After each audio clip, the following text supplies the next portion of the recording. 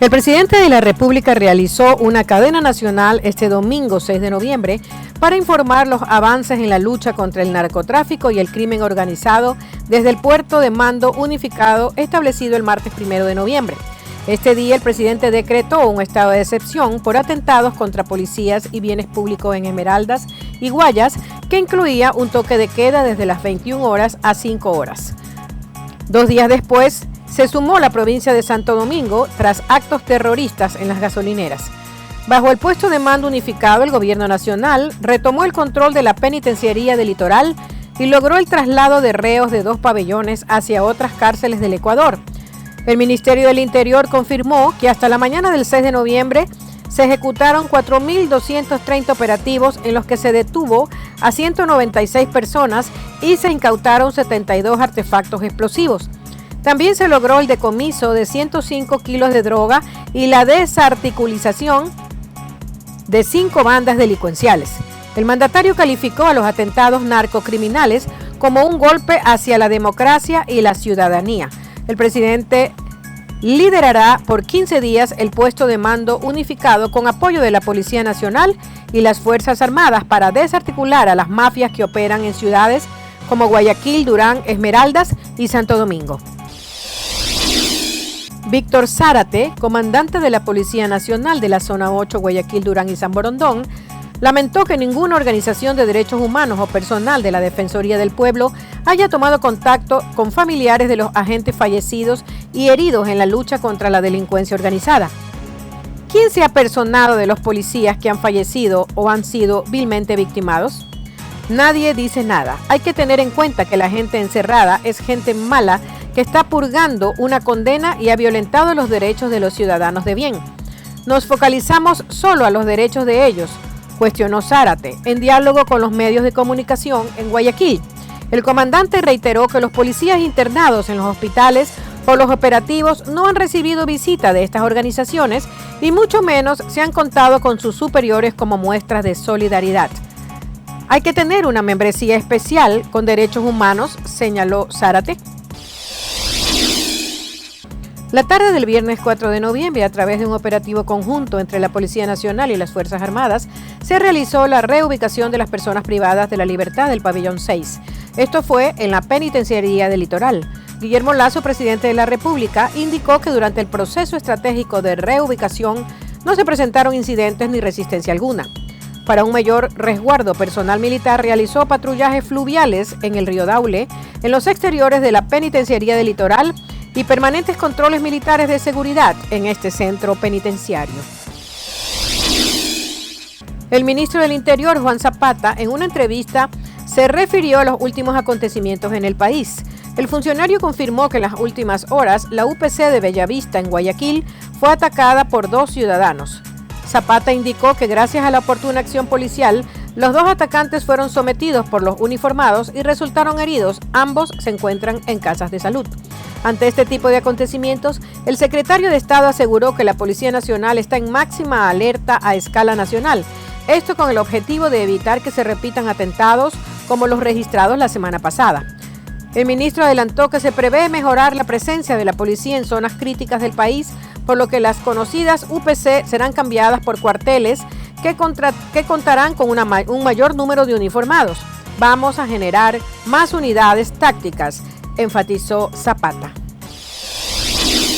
En un comunicado oficial, el Gobierno Nacional informó que en el marco de sus competencias brindará la seguridad necesaria y las garantías correspondientes para que Carlos Pareja Yannuzeli acuda a la Comisión Especializada Permanente de Fiscalización y Control Político de la Asamblea Nacional. Esto para atender la invitación del asambleísta Fernando Villavicencio para acudir a la sesión de esta comisión el miércoles 9 de noviembre en el Palacio Legislativo, con la finalidad de informar sobre la cooperación eficaz prestada en los casos Petrochina y la entrega del campo Auca.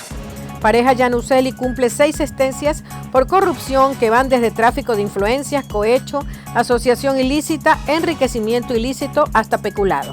Entre todas suman más de 37 años en penas. Cumple las condenas en la cárcel 4 de Quito. La Confederación Nacional de organizaciones campesinas, indígenas y negras no cesa en su postura de movilizarse contra el gobierno, aun cuando rige el estado de excepción en 3 provincias costeras, Guayas, Esmeraldas y Santo Domingo. La Cámara de Comercio de Guayaquil rechaza la movilización. La organización se movilizará el 15 de noviembre, pero podría suspenderse si hoy el Ejecutivo decide decretar la condonación de deudas. El Ministerio de Gobierno convocó a una reunión a las 12 horas para tratar el tema, según adelantó el dirigente nacional Luis Mullo. El presidente de la FENOCIN, Gary Espinosa, advirtió desde el 25 de octubre que si no hay respuesta sobre las exigencias, saldrían a las calles. La FENOCIN pide que se cumpla el artículo 196 de la Ley Orgánica del Desarrollo Económico y Sostenibilidad Fiscal, que dispone que las entidades financieras públicas condonen créditos de hasta $10,000. Las subsecretarías zonales del Ministerio de Educación confirmaron que las clases en Guayas, Esmeralda y Santo Domingo quedarán suspendidas en todos los planteles educativos que tengan la modalidad nocturna. Para las clases vespertinas, la jornada será hasta las 16:30 y las matutinas se ejecutarán con normalidad. La medida fue tomada para precautelar la integridad de niños, niñas y adolescentes tras el decreto de estado de emergencia en las 3 provincias y el toque de queda de 21 a 5 horas. Esta normativa se ejecutó como respuesta a los ataques de bandas del crimen organizado. En Guayaquil, 10 escuelas y colegios no contarán con modalidad presencial en su jornada matutina y las clases se emitirán a distancia. La Policía Nacional emprendió una campaña para capturar a todos los delincuentes que participaron en los actos violentos que ocurrieron en Guayas y Esmeraldas. Para ello, publicó un video con sospechosos que causaron caos con sus acciones. Con este propósito, el ente de control ofrece recompensa por información reservada que ayude a dar con la ubicación de los delincuentes. Las personas que cuenten con esta información deberán comunicarse al 1-800-DELITO. La llamada será receptada con confidencialidad. A través de un comunicado oficial, el Ministerio de Educación informó que ante la leve caída de ceniza proveniente del volcán Sangay, se suspenden las clases presenciales en 209 instituciones educativas de Chimborazo. Desde esta cartera de Estado se indicó que de forma inmediata se organizarán cuadrillas de limpieza en los planteles que han sido afectados en la ceniza. Además, se comunica que las autoridades competentes realizan el constante monitoreo de la situación a fin de informar de manera oportuna las nuevas disposiciones.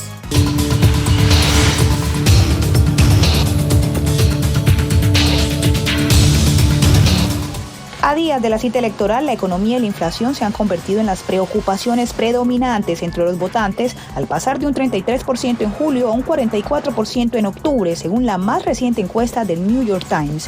El presidente Biden presenta este viernes un mensaje económico junto al congresista Mike Levine, pero 2 días antes advirtió sobre la existencia de un movimiento conservador cada vez más violento, encarnado por legisladores de derecha y grupos etnonacionalistas como Proud Boys y Oath Keepers.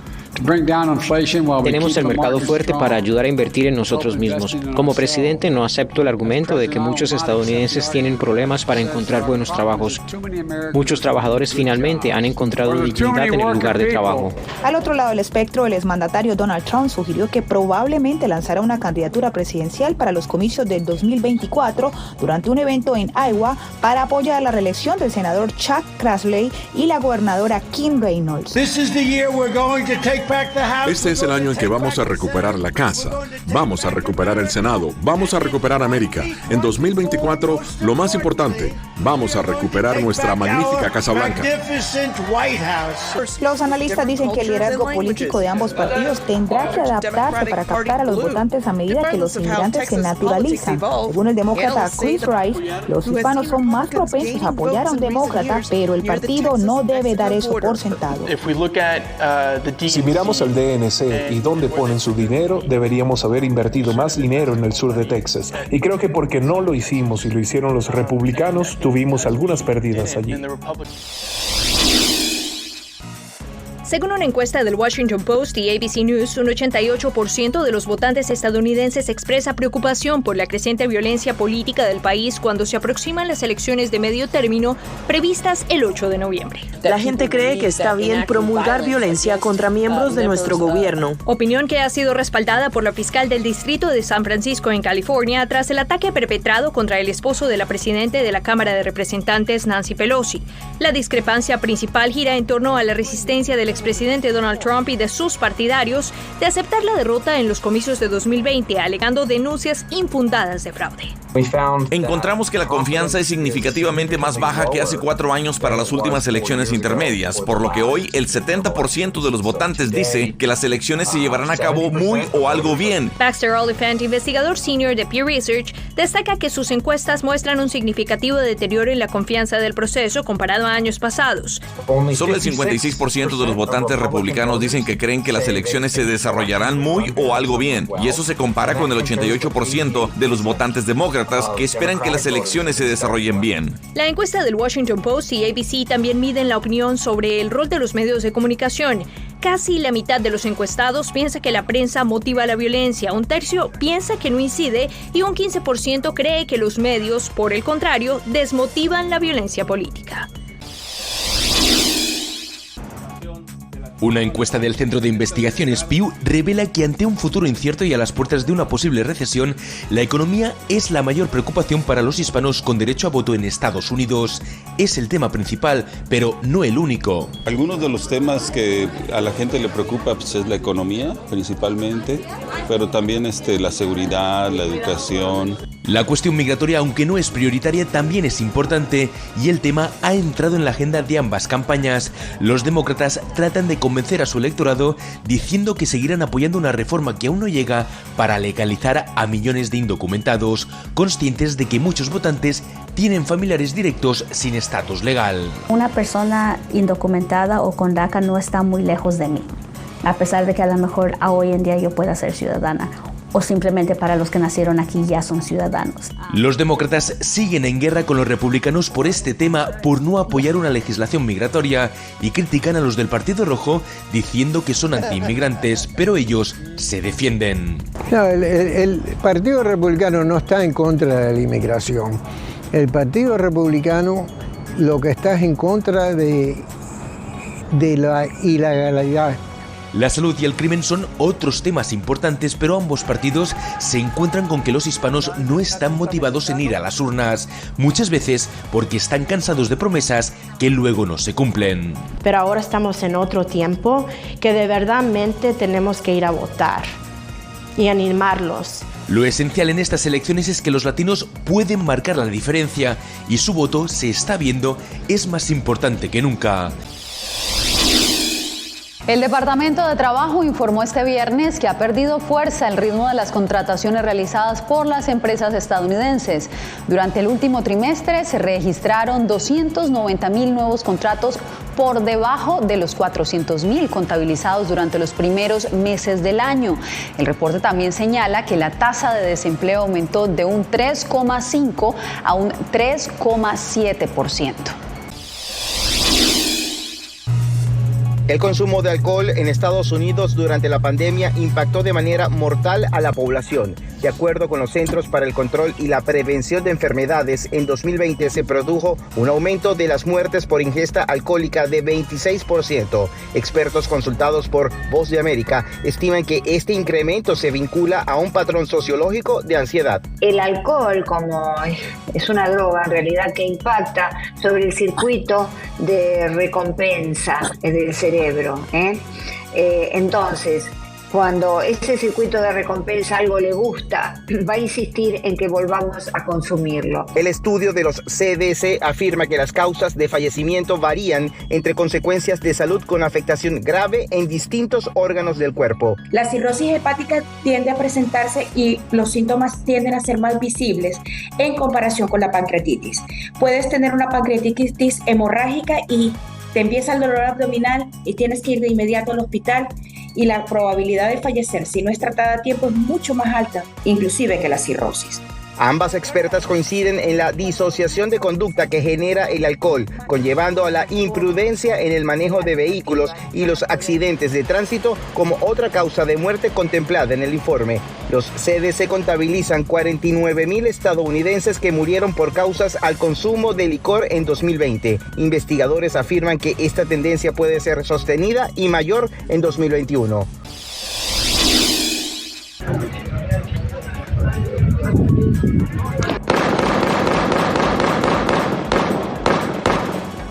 Así terminaron decenas de reclusos luego de una operación de 12 horas realizada por la Policía Nacional y las Fuerzas Armadas destinada a recuperar el control en la penitenciaría del Litoral, que alberga a cerca de 6,000 reos.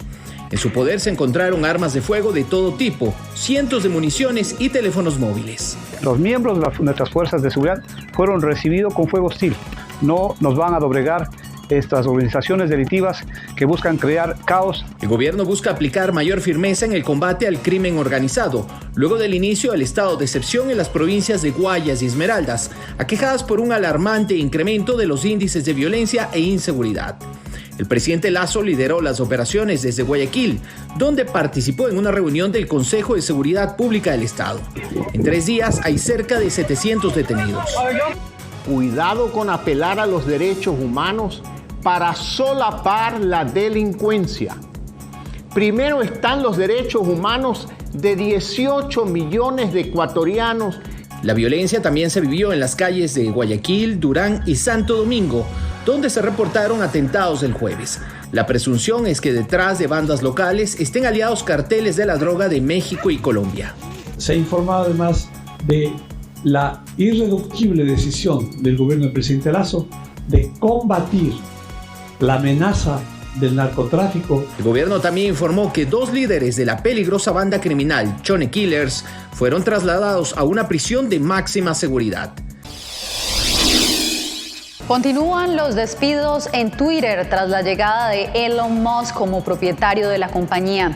Varios empleados de la plataforma tuitearon sobre la terminación de sus contratos. Los empleados ya habían recibido un correo donde les informaban que hoy viernes recibirían noticias sobre su rol en el futuro de la compañía. Musk, la persona más rica del mundo, estaría buscando eliminar alrededor de 3.700 empleados de esta compañía. Con la meta de continuar como ciudad santuario para las mujeres que buscan terminar un embarazo, la alcaldía de la ciudad de Nueva York habilitó la línea 877-NYC-AHUB, que conectará a las interesadas con clínicas licenciadas en aborto y brindará asistencia financiera, transporte y hospedaje de ser necesario. Estamos orgullosos de ser los primeros de la nación en ofrecer este tipo de servicio a las personas que simplemente ejercen sus derechos básicos sobre su cuerpo y su salud. Cuando las libertades de las personas se ven amenazadas, nuestra ciudad siempre estará del lado de la salud, los derechos humanos, la justicia y la atención a los necesitados, dijo el Dr. Ashwin Vasan, comisionado del Departamento de Salud de la ciudad de Nueva York. La medida surge como respuesta a la sentencia emitida en junio por la Corte Suprema que autoriza a cada estado a crear sus propias leyes por considerar que la Constitución de Estados Unidos no confiere el derecho al aborto, lo que ha generado opiniones divididas. Pienso que cuando una vida llega a ti, no debe abortarla.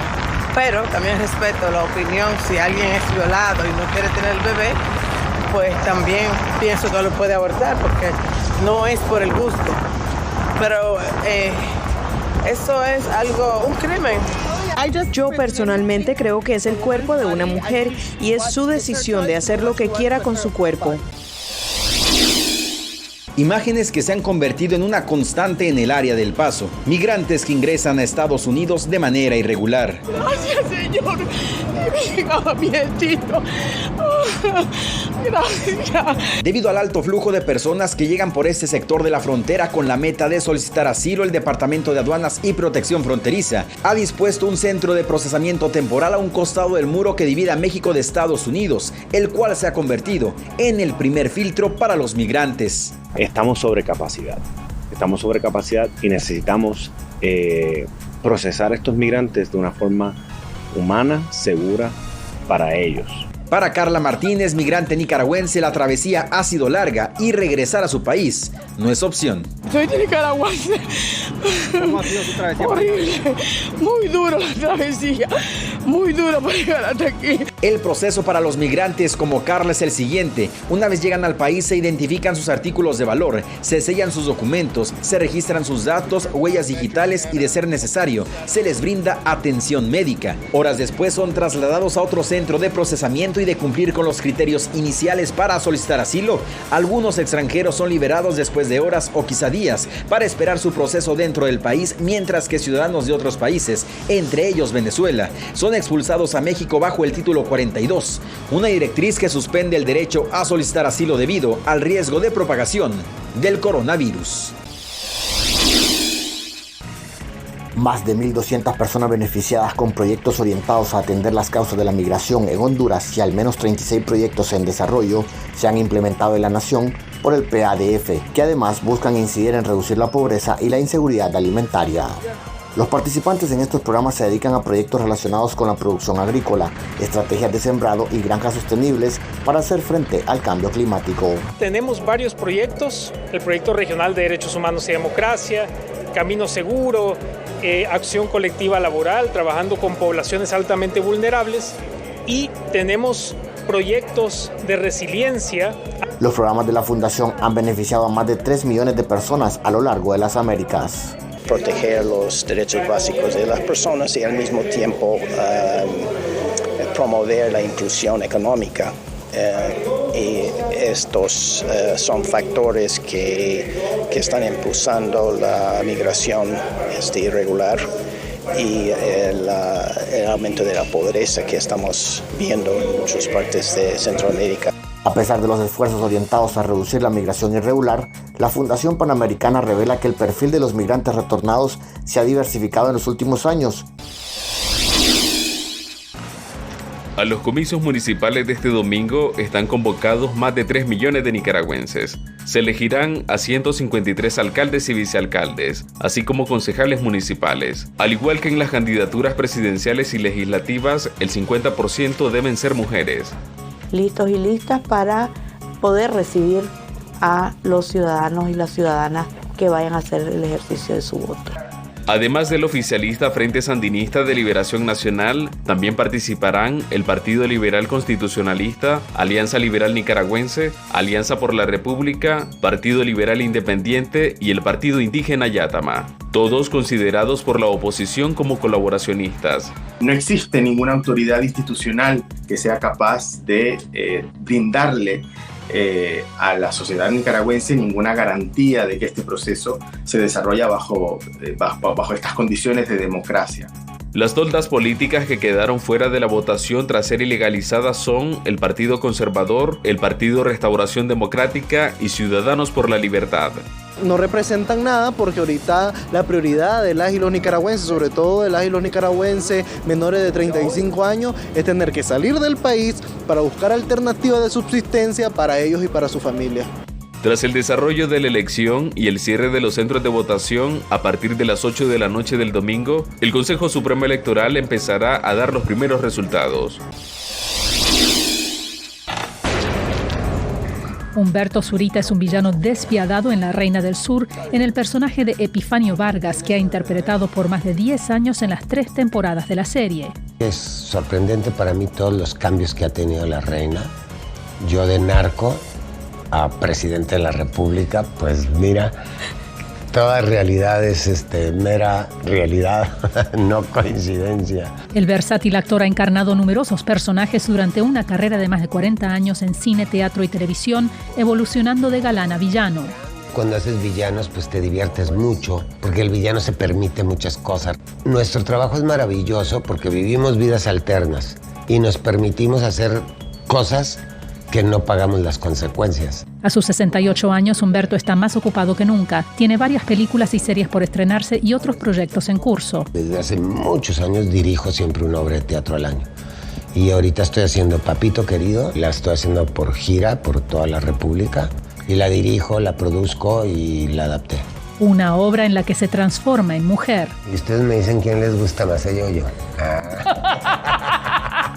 Humberto dice estar agradecido por una carrera que le trajo al amor de su vida, la fallecida actriz Christian Bach, su esposa de 33 años y madre de sus hijos Emiliano y Sebastián. Los dos siguieron sus pasos como actores. Lo nuestro es una enfermedad y es contagiosa.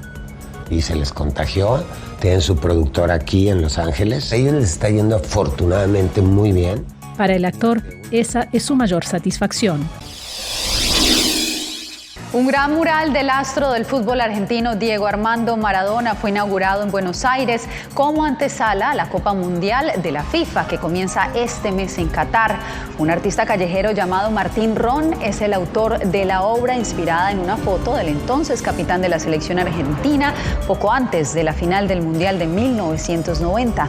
La inauguración del mural coincide con el nacimiento del futbolista el 31 de octubre y el aniversario de su fallecimiento el 25 de noviembre del 2020. Con este...